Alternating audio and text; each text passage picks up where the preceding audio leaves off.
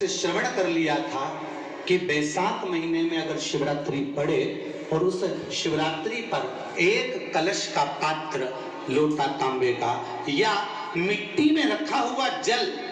पात्र में लेकर एक बेलपत्र का छोटा सा भाग उसमें छुआया हुआ, और फिर निवेदन कर रहा हूं अगर बेलपत्र उस दिन नहीं मिले तो पात्र लेकर चले जाना मंदिर में। मंदिर में शंकर जी पे तो बेलपत्र चढ़ी होगी ना,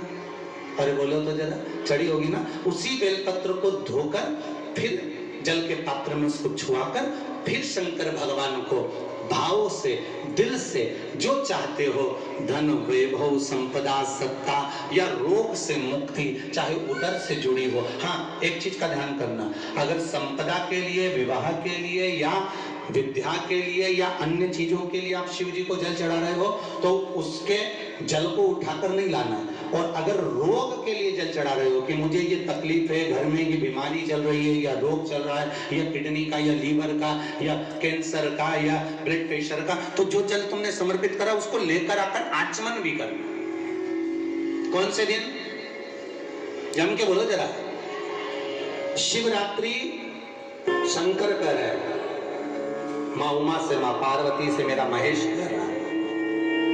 मेरा बाबा भोलेनाथ, मेरा बाबा विश्वनाथ, मेरा त्रिकालदर्शी कैलाशी अविनाशी कह रहा है कि हे पार्वती,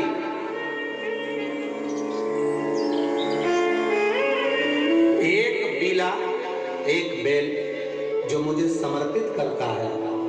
और समर्पित करने के बाद उस बेल की महत्वता देखिए, जो बैसाख महीने में बाबा शंकर को जो चढ़ाया जाता है और 1000 अश्वमेध यज्ञ का पुण्य फल हम प्राप्त कर लेते, मात्र एक फल चढ़ाता, मात्र एक फल चढ़ाता। हे पार्वती,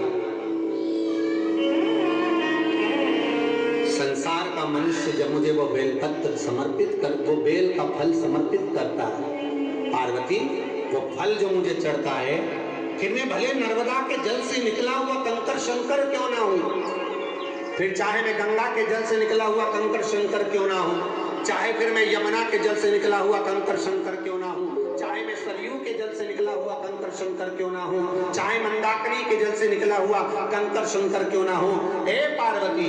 फिर जो भी शिवलिंग पर वो बेल समर्पित होता है वो बेल उठाकर जीव अपने कार्य में ले सकता है। ये माँ उमा से कह रहा है। तो उस बेल की महत्वता जानेंगे। अब अपन उस बेल को जानने के लिए वापिस स्कंद पुराण में चले तो स्कंद पुराण में लिखा हुआ है कि जो बेल बैसाख के महीने में शंकर को चढ़ाया जाता है वो बेल का फल उठाकर रख लिया जाता है। बैसाख के महीने में उस चढ़े हुए, बाकी का तो बेल का फल खाना हो तो बात दूसरी, पर चढ़ा हुआ जो बेल का फल है वो पूरा बैसाख नहीं खाना। बैसाख के बाद में अगला जो महीना आए उस महीने के अंदर उस फल के अंदर का गुर्दा निकालकर उसको सुखा लीजिए, और सुखाकर जिस व्यक्ति को पथरी की बीमारी हो और जिस व्यक्ति को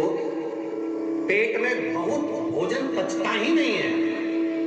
पूरा शरीर पाचन क्रिया बेकार हो गई, उस व्यक्ति को केवल 7 दिन तक शंकर पर चढ़ा हुआ वो बेलपत्र प्रदान कर दीजिए।